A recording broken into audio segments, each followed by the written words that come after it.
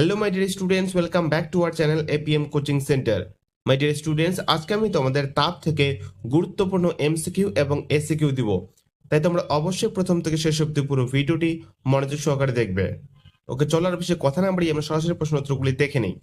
আমি যে প্রশ্নগুলি দেবো এগুলি প্রত্যেকটি প্রশ্ন কিন্তু খুবই গুরুত্বপূর্ণ, তাই তোমরা অবশ্যই কিন্তু খাতায় নোট ডাউন করে নিবে। তোমাদের প্রথম প্রশ্ন, বস্তুর উষ্ণতা বাড়াতে প্রয়োজনীয় তাপ কিসের উপর নির্ভর করে না? এখানকার সঠিক উত্তর হবে তোমাদের ডি নাম্বার, বস্তুর আকৃতি। তারপর 2 নম্বর প্রশ্ন, তাপের একক ক্যালোরি, সেন্টিমিটার, কিলোগ্রাম, গ্রাম। এখানকার সঠিক উত্তর হবে ক্যালোরি, তাপের একক হলো ক্যালোরি। তারপর 3 নম্বর প্রশ্ন, আপেক্ষিক তাপকে সাধারণত কোন ইংরেজি অক্ষর দিয়ে প্রকাশ করা হয়? এখানকার সঠিক উত্তর হবে তোমাদের বি নাম্বার, এস। তারপর 4 নাম্বার, এম গ্রাম ভরের জলের উষ্ণতা টি ডিগ্রি সেন্টিগ্রেড বাড়াতে কিউ পরিমাণ তাপ লাগে? তাহলে 2 ডিগ্রি সেন্টিগ্রেড উষ্ণতা বাড়তে কত পরিমাণ তাপ লাগবে? এখানকার সঠিক উত্তরটি হবে তোমাদের সি নাম্বার, 4 কিউ। তারপর 5 নম্বর প্রশ্ন, 1 গ্রাম ভরের জলের উষ্ণতা 1 ডিগ্রি সি বৃদ্ধি করতে প্রয়োজনীয় তাপ এক্স হলে 5 গ্রাম ভরের বস্তুর উষ্ণতা 2 ডিগ্রি সেন্টিগ্রেড বৃদ্ধি করতে প্রয়োজনীয় তাপ? এখানকার সঠিক উত্তর হবে তোমাদের ডি নাম্বার, 10x। তারপর এখান থেকে তোমরা যে প্রশ্নগুলি পড়বো সেগুলি দেখে নাও। 6 নম্বর প্রশ্ন, আপেক্ষিক তাপের একক, আপেক্ষিক তাপের একক কি? এখানকার সঠিক উত্তরটি হবে তোমাদের সি নাম্বার। তারপর 7 নম্বর প্রশ্ন, শেক দেবার বোতলে গরম জল ব্যবহার করা হয় কারণ? এখানকার সঠিক উত্তর হবে বি নাম্বার, জলের আপেক্ষিক তাপ বেশি। তারপর 8 নম্বর প্রশ্ন, বস্তু কর্তৃক গৃহীত তাপ কিউ, বস্তুর ভর এম এবং বস্তুর উষ্ণতা বৃদ্ধি টি হলে আপেক্ষিক তাপ। এখানকার সঠিক উত্তর হবে তোমাদের বি নাম্বার, কিউ/এম/টি। ওকে, এরপর তোমরা পড়বে, এবার তোমরা এখান থেকে এই প্রশ্নটা পড়বে, চাপ বাড়ালে বরফের গলনাঙ্ক কমে যায়, বেড়ে যায়, 21 থেকে 0 হয়? এখানকার সঠিক উত্তর হবে তোমাদের এ নাম্বার, কমে যায়। তারপর এখান থেকে এই প্রশ্নটি পড়বে, বিশুদ্ধ জলের তুলনায় সমুদ্র জলের স্ফুটনাঙ্ক বেশি, কম, সমান? এখানকার সঠিক উত্তর তোমাদের এ নাম্বার হবে, বেশি। তারপর 5 নাম্বার, চাপ বাড়ালে জলের স্ফুটনাঙ্ক বাড়ে, কমে, স্থির থাকে, কখনো বাড়ে কখনো কমে? এখানকার সঠিক উত্তর হবে এ নাম্বার, বাড়ে। তারপর তোমরা এই প্রশ্ন পড়বে, বায়ুতে জলীয় বাষ্প বেশি থাকলে বাষ্পায়ন দ্রুত হয়, ধীরে হয়, একই থাকে? এখানকার সঠিক উত্তর হবে বি নাম্বার, ধীরে হয়। তারপর 10 নম্বর পড়বে, শিশির জমার উপযোগী আকাশ হলো মেঘযুক্ত, মেঘাচ্ছন্ন, অল্প মেঘাচ্ছন্ন, মেঘহীন? এখানকার সঠিক উত্তর হবে ডি নাম্বার, মেঘহীন। তারপর তোমরা এই প্রশ্নটি পড়বে, প্রেসার কুকারে রান্না তাড়াতাড়ি হয় কারণ এতে? এখানকার সঠিক উত্তর হবে তোমাদের বি নাম্বার, চাপ বেড়ে যাওয়ায় জলের স্ফুটনাঙ্ক বাড়ে। তারপর তোমরা এখান থেকে 15 নম্বর প্রশ্নটি পড়বে, নির্দিষ্ট গলনাঙ্ক নেই যে পদার্থটির, সেটি হলো? এখানকার সঠিক উত্তর হবে তোমাদের এ নাম্বার, কাজ। তারপর 17 নাম্বার, ঘনীভবনে তরল বাষ্প হয়, তরল কঠিন হয়, বাষ্প তরল হয়? এখানকার সঠিক উত্তর হবে তোমাদের সি নাম্বার, বাষ্প তরল হয়। এরপর তোমরা এই প্রশ্নটি পড়বে, গলনের ফলে আয়তন কমে এরূপ একটি পদার্থের নাম? অ্যালুমিনিয়াম, রূপো, ঢালাই লোহা? এখানকার সঠিক উত্তর হবে তোমাদের সি নাম্বার, ঢালাই লোহা। তারপর 19 নাম্বার, বরফ গলনের লীন তাপ 80 ক্যালোরি/গ্রাম, 537 ক্যালোরি/গ্রাম, 40 ক্যালোরি/গ্রাম, কোনোটিই নয়? এখানকার সঠিক উত্তর হবে তোমাদের এ নাম্বার, 80 ক্যালোরি/গ্রাম। তারপর 20 নাম্বার, জল জমে বরফে পরিণত হলে আয়তনে বাড়ে, কমে, একই থাকে, কোনোটিই নয়? এখানকার সঠিক উত্তর হবে তোমাদের এ নাম্বার, বাড়ে। এবার তোমরা পড়বে 25 নাম্বার, তাপের কুপরিবাহী সোনা, রূপো, বায়ু, তামা? এখানকার সঠিক উত্তর হবে সি নাম্বার, বায়ু। তারপর 26 নাম্বার, লবণ মিশ্রিত জলের স্ফুটনাঙ্ক হয় 100 ডিগ্রি সি, 100 ডিগ্রি সি অপেক্ষা কম, 100 ডিগ্রি সি অপেক্ষা বেশি, কোনোটি নয়? এখানকার সঠিক উত্তর হবে তোমাদের 100 ডিগ্রি সি অপেক্ষা বেশি, মানে সি নাম্বার। তারপর তোমরা পড়বে এখান থেকে 29 নাম্বার, বরফের স্বাভাবিক গলনাঙ্ক 100 degree C, 10 degree C, 0 degree C, 4 degree C? এখানকার সঠিক উত্তর হবে তোমাদের সি নাম্বার, 4 ডিগ্রি সি। তারপর 30 নাম্বার, পারদের স্ফুটনাঙ্ক 78 degree C, 338 degree C, 357 degree C? এখানকার সঠিক উত্তর হবে আমাদের সি নাম্বার, 357 ডিগ্রি সি। এবার এখান থেকে যে প্রশ্নগুলি পড়বে সেগুলি দেখে নাও।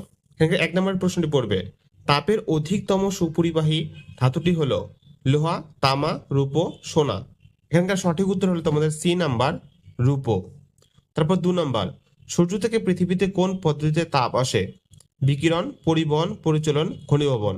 এখানকার সঠিক উত্তর হবে তোমাদের এ নাম্বার, বিকিরণ।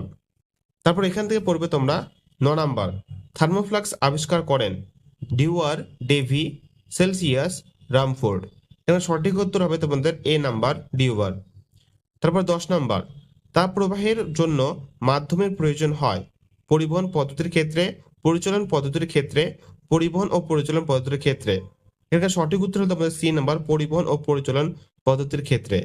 ওকে, এবার তোমরা এই প্রশ্নটি পড়বে। শীতকালে আরামদায়ক ঘর হলো টিনের চালযুক্ত ঘর, টালির চালযুক্ত ঘর, খড়ের চালযুক্ত ঘর, সিমেন্টের ছাদযুক্ত ঘর। এখানে সঠিক উত্তর হবে তোমাদের সি নাম্বার, খড়ের চালযুক্ত ঘর। তারপর তোমাদের লাস্ট এমসিকিউ প্রশ্নটি হলো 14 নাম্বার, তাপের পরিচালন হয় যে কোনো মাধ্যমে, কঠিন মাধ্যমে, তরল ও গ্যাসীয় মাধ্যমে, শূন্য স্থানে। এখানকার সঠিক উত্তর হলো তোমাদের সি নাম্বার, তরল ও গ্যাসীয় মাধ্যমে। ওকে মাই ডিয়ার স্টুডেন্টস, এই ছিল তোমাদের এই চ্যাপ্টারের এমসিকিউ প্রশ্ন।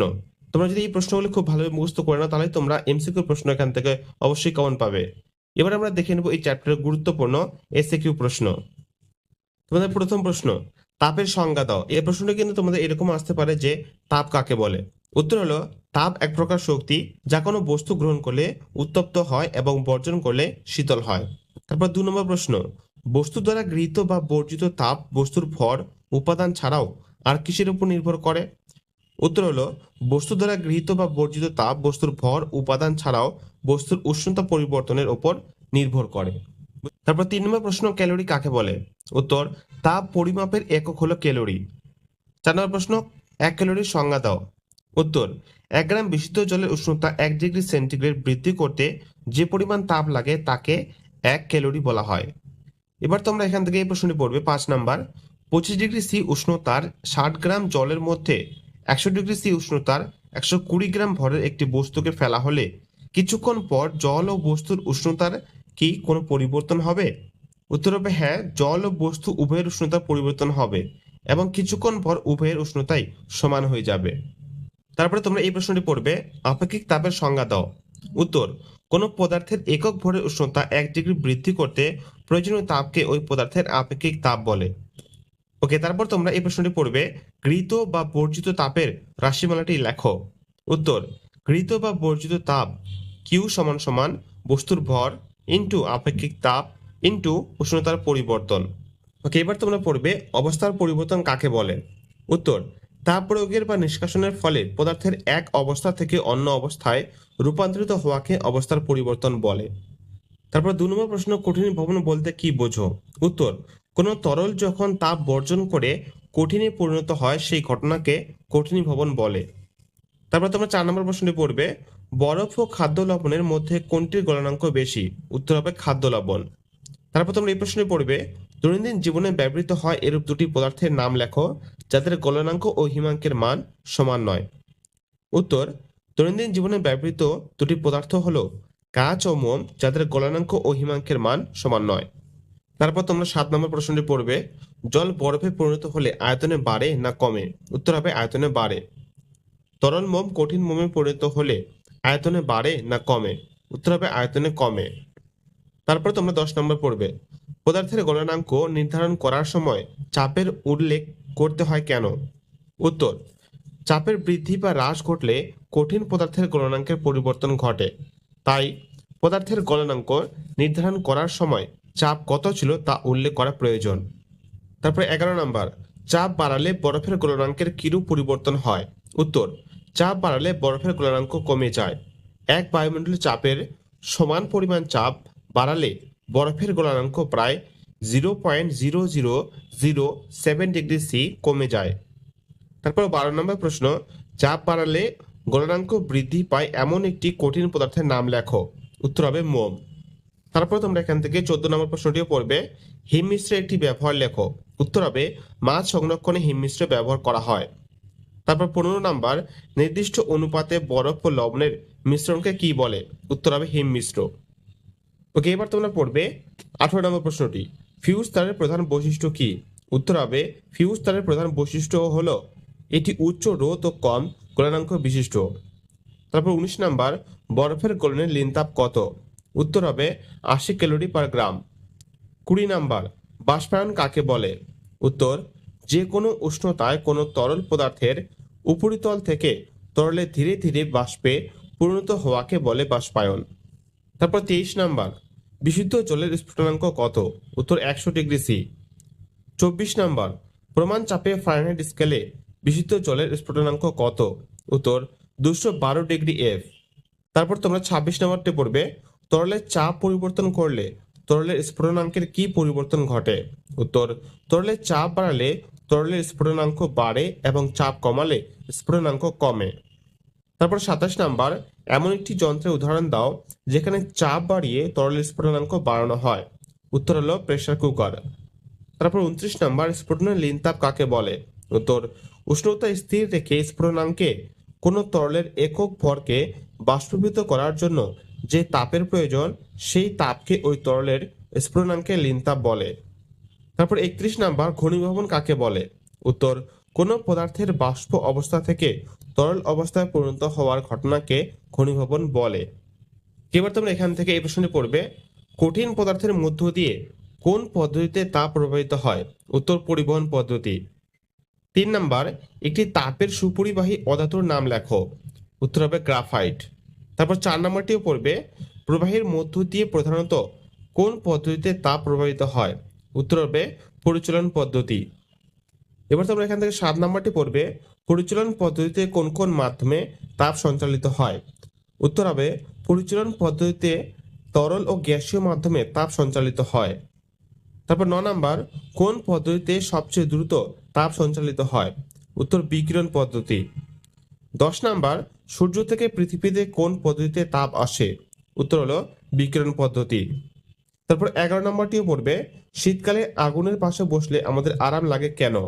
উত্তর, শীতকালে আগুনের পাশে বসলে বিকিরণ প্রক্রিয়ায় তাপ চারপাশে ছড়িয়ে পড়ে, ফলে আমাদের আরাম লাগে। এবার আমাদের লাস্ট এসিকিউ প্রশ্নটি হলো, কোন পদ্ধতিতে তাপ সঞ্চালনের জন্য মাধ্যমের প্রয়োজন হয় না? উত্তর, বিকিরণ পদ্ধতি। ওকে মাই ডিয়ার স্টুডেন্টস, এই ছিল তোমাদের এই চ্যাপ্টারের গুরুত্বপূর্ণ এমসিকিউ এবং এসিকিউ প্রশ্ন উত্তর। তোমরা যদি এই প্রশ্নগুলি খুব ভালোভাবে মুখস্থ করে নিতে পারো তাহলে তোমরা অবশ্যই এই চ্যাপ্টার থেকে এমসিকিউ এবং এসিকিউ কমন পাবেই পাবে। ওকে, আজকের ভিডিওটি এই পর্যন্ত। ভিডিওটি তোমাদের কেমন লাগলো অবশ্যই কমেন্ট করে জানিও এবং ভালো লাগতে হলে অবশ্যই একটি লাইক করে দিও। আর হ্যাঁ, চ্যানেলটি কিন্তু অবশ্যই সাবস্ক্রাইব করে নিও, কারণ এর পরের ভিডিওতে আমি তোমাদের এই চ্যাপ্টারের গুরুত্বপূর্ণ বড় প্রশ্ন নিয়ে আলোচনা করব।